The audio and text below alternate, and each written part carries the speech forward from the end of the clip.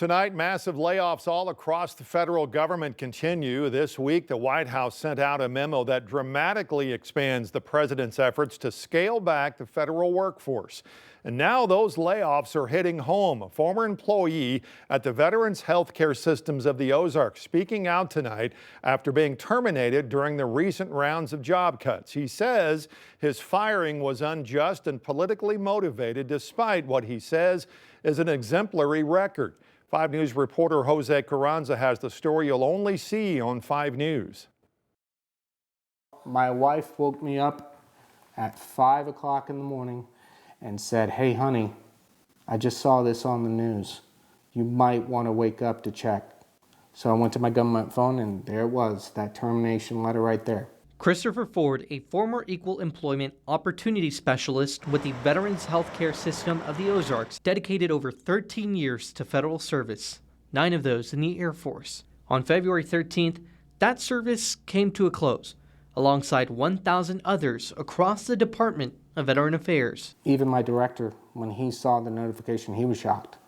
Everyone was shocked. Ford says he was fired for poor performance, but his reviews tell a different story. Yeah, I've got the facts right there. It wasn't because of that. It was merely because I was probationary. Another 1,400 employees have been fired from the VA nationwide, but those numbers could continue to rise as President Trump has ordered a reduction in force by March 13th. Bruce Appel serves as the president of the American Federation of Government Employees, Local 2201. He says the job cuts are leading to chaos and confusion in an already struggling workplace. You cannot tell me that is in the veterans' interest. We're short nurses, we're short doctors, we're short everything.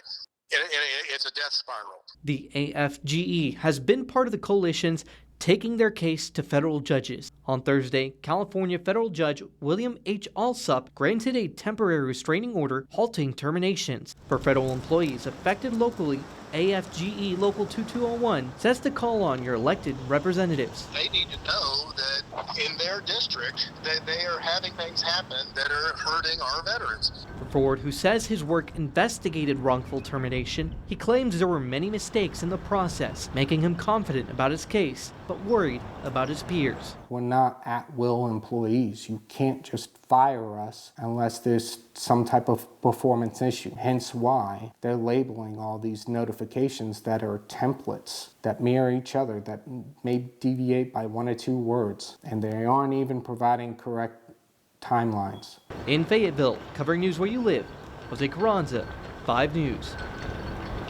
In separate statements, Senator John Boozman and Congressman Steve Womack emphasized their commitment to veterans care amid changes at the Fayetteville VA.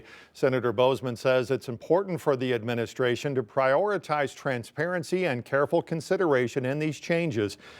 Congressman Womack added he'll work closely with Secretary Doug Collins to ensure there is no impact on delivering care, benefits, and services.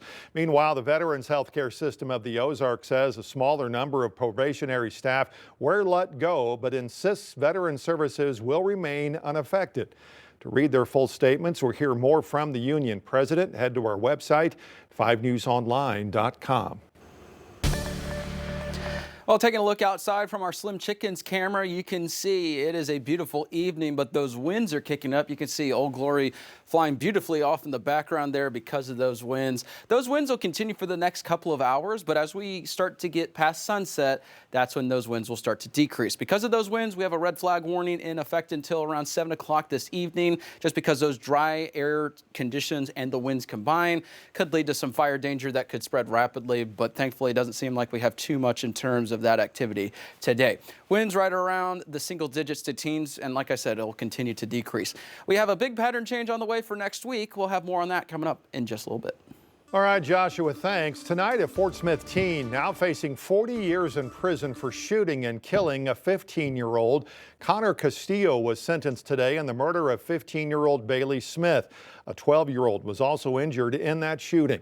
It happened on North 36th Street, just north of Tillis Park. Family and friends of Bailey said that he was killed while trying to break up a fight and protect his girlfriend. Despite originally pleading not guilty to the charges of murder and battery, Castillo changed his plea today. New tonight, a Crawford County man facing child sex crime charges. The sheriff's office says it arrested Charles Seabolt yesterday for allegedly sexually assaulting a 1-year-old relative. Seabolt was already on the sexual offender registry stemming from another sexual assault case from 2003. He's charged now with sexual indecency with a child and is being held on a $500,000 bond. Check out this drone video after a small fire at a Farmington elementary school this morning.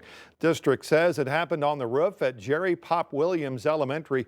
The new roof is being installed there and the fire is related to that installation. District says all students were safely evacuated. Students were released from school at about 12:30 today because of water damage in a hallway there at the school. Washington and Madison County Juvenile Court honoring a longtime judge entering retirement tonight.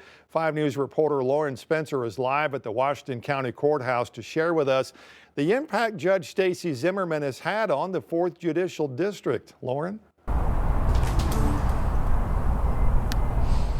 Yeah, after Judge Stacey Zimmerman announced her retirement just today, there was a celebration here at the Juvenile Detention Center in Washington County. So many people showed up, and it really showed how many people care about her in Washington County. Judge Zimmerman, or better known as Judge Z, served in Washington County and Madison County Juvenile Court for 34 years as deputy prosecutor and most recently circuit judge. She says ultimately her mother's health led her to this decision to retire. Zimmerman says every day on the bench she has been an honor serving the people of Washington and Madison counties. She says she was known for her tough but fair approach. Legacy I want to leave is that we have a strong juvenile judge that's firm, that gives consequences and follow-ups, and like I've always said, I'm an equal opportunity locker-upper. Governor Sanders announced today that Dawn Egan is taking her place. Egan has worked as an attorney for Washington and Madison counties for the last 14 years and was a juvenile prosecuting attorney in Washington County for 6 years. Live in Fayetteville, covering news where you live, Lauren Spencer, 5 News. All right, Lauren, thanks. County leaders today celebrating the next phase of construction for that new Washington County Emergency Operations Center. 5 News reporter Jacob Luthi was at the topping off ceremony today and shares how this building will serve when disaster strikes. When fully completed, the new Washington County Emergency Operations Center is meant to withstand severe storms and even tornadoes. And after this morning's topping off ceremony, this building is one step closer to completion. The county says placing the highest beam on the new Emergency Operations Center signals a big moment for public safety and disaster preparedness. The multi-million-dollar building, funded mostly by American Rescue Plan Act dollars, will be the command center if and when disaster strikes, helping coordinate local agencies and providing information to the public.